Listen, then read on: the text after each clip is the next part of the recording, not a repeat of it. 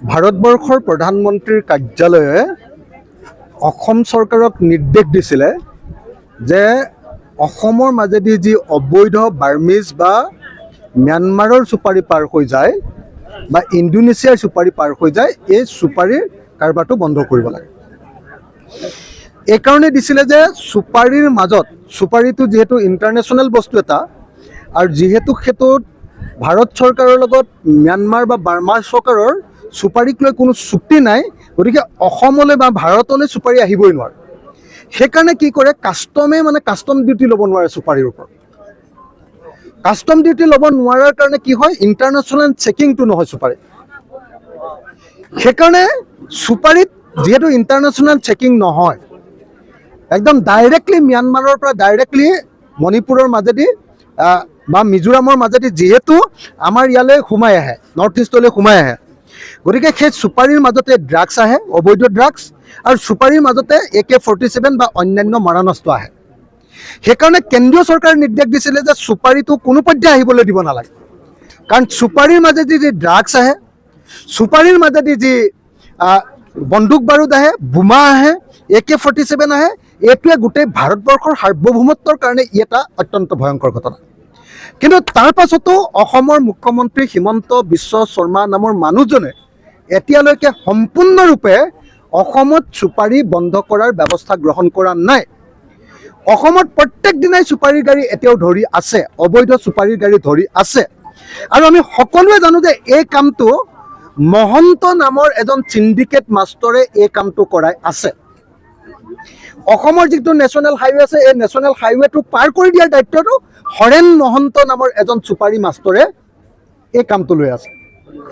এতিয়া কোনো টিভি, কোনো বাতৰি কাকতে হৰেণ মহন্তৰ নামটো নলয়।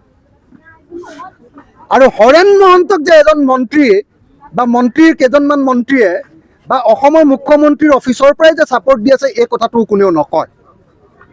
অৰ্থাৎ অসমৰ মুখ্যমন্ত্ৰীৰ কাৰ্যালয়ৰ পৰা আৰু কেইজনমান মন্ত্ৰীৰ তত্বাৱধানত অসমত আজিৰ দিনটোতো ভাৰতবৰ্ষৰ প্ৰধানমন্ত্ৰীয়ে বন্ধ কৰি দিয়া চুপাৰি চিণ্ডিকেট আজিৰ দিনটোতো চলি আছে। আৰু চুপাৰিৰ ভিতৰত এতিয়াও ড্ৰাগছ আনি থকা হৈছে, চুপাৰিৰ ভিতৰত এতিয়াও AK-47, AK-56 আৰু অন্যান্য বোমা বাৰুদ আনি থকা হৈছে। আৰু চুপাৰিৰ টকাৰে এতিয়াও অসমৰ আৰু উত্তৰ পূৰ্বাঞ্চলৰ উগ্ৰপন্থী সংগঠনে, এতিয়াও সশস্ত্ৰ সংগঠনে এতিয়াও পইচা পাই আছে। গতিকে মই ভাবোঁ যে ভাৰতৰ সাৰ্বভৌমত্বৰ কাৰণে চুপাৰি এই কাৰবাৰটো এটা ভয়ংকৰ ঘটনা।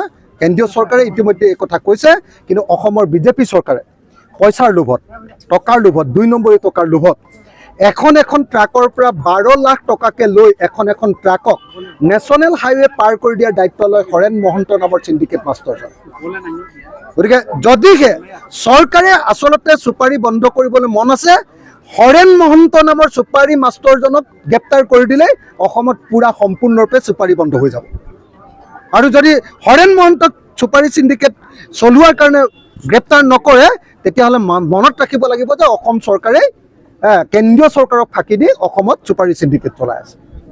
টিপছন, হাতীবৰুৱা বা এনেকুৱা ধৰণৰ যিবিলাক মানুহে এইটো ট্ৰেন্সপৰ্ট কৰা গোটেই কামটোৰ ঠিকাটো লয়, মানে গাড়ীখন পাৰ কৰি দিয়া ঠিকাটো লয় হৰেণ মহন্তই। শিৱচৰণ হাতীবৰুৱাৰ নামটো আপোনালোকে ক'ব পাৰে, তেনেকুৱা ধৰণৰ আৰু বহুত তেনেকুৱা ট্ৰেন্সপৰ্টাৰ আছে, বহুত কেইজন, এজন দুজন নহয়, হয়তো 100জনত ওলাব। কিন্তু আচল মাষ্টাৰ মাইণ্ডজন হ'ল হৰেণ মহন্ত। আৰু হৰেণ মহন্ত কাৰ মানুহ আপোনালোকে সকলোৱে জানে। গতিকে আপোনালোকে হৰেণ মহন্তৰ নিউজটো দিয়কচোন। আৰু মই অসমৰ মুখ্যমন্ত্ৰীক কৈছোঁ, যদি আপুনি সঁচাকৈ অসমত চুপাৰি বন্ধ কৰিব খুজিছে, প্ৰধানমন্ত্ৰীয়ে কৈছে আপোনাক বন্ধ কৰিবলৈ মই জানো, তেতিয়াহ'লে আপুনি হৰেণ মহন্তক গ্ৰেপ্তাৰ কৰক, আৰু সেই পিছদিনাৰ পৰা সম্পূৰ্ণৰূপে অসমত চুপাৰি বন্ধ হৈ যাব।